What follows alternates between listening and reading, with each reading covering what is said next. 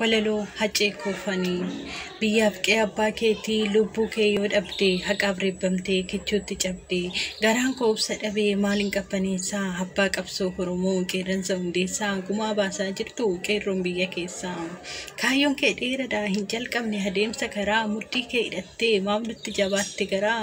eenyuun si nyaate gara jabeecha akka bofaa hicciitii dookee nu dhossanii hacee koo kan beeku siif rabbi qofaa boonyee maraanne sin galchine du'a himimmaan Oromoo garuu yoomuma gu'aa eenyu mananii eenyu baafatu bichuu lubbuu kee galaafatanii si nyaatan kichuu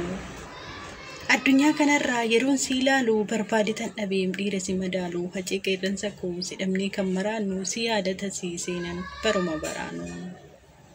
Oromiyaan balloodhaa hambatti dhalattee biyya jaagamaa badhaanii keessatti guddatte osoo fidduu duutee yoom nyaattee yoom uffattee namichi harree hate jettee hacee koo ati dhugaa kee dubbatte maasaan gamaa lafan baatu talbaa facaafata taati ati duutee tokkoon taa'u wal gaggalaafata taati hacee koo qaxalee gootaa gumaan kee hin baati hacee ilma sabaa sidhamne hayyaa gootaa ilma hundeessaa eessaa si argina nurraa dhowwaa yaa lammaa nurraa dhowwaa yaa biyyaa jettee dubbachuu kee ragaafsi baa biyyi yaa dhugaa Oromoo rabbitti nuuf iyyi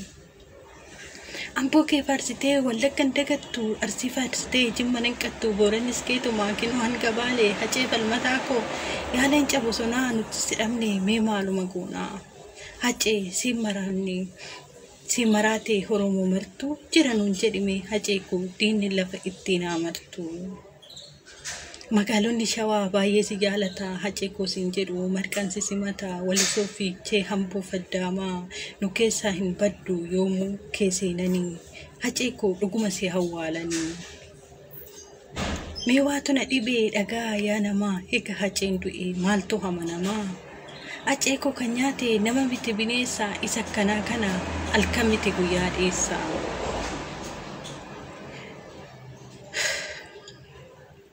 lubbuu bili qabaatuuf afaan gola naanna'aa saba koo falmee du'een taaddee birroo ta'a nama sammuu qabuuf jechi kun ga'aa egaa jabaadhu jabaa koo nagaan boqodhu hacee ati godaantuu seenaa hedduu nutti taate gaafa du'a ilaalan wal ajjeesu miti waliif hin oodanii egaa maal godhu hacee koo umurii waliif hin qoodanii ishiin dhiiga kee dhuddee boolla ati seente yaa seentu egaa maal godhuree hacee kee boolla kee dhaadinaa guutu injifannoon uummata Oromoo faa ta'u kan hidhabe kennuufaa lakkifamu Oromoo maraaf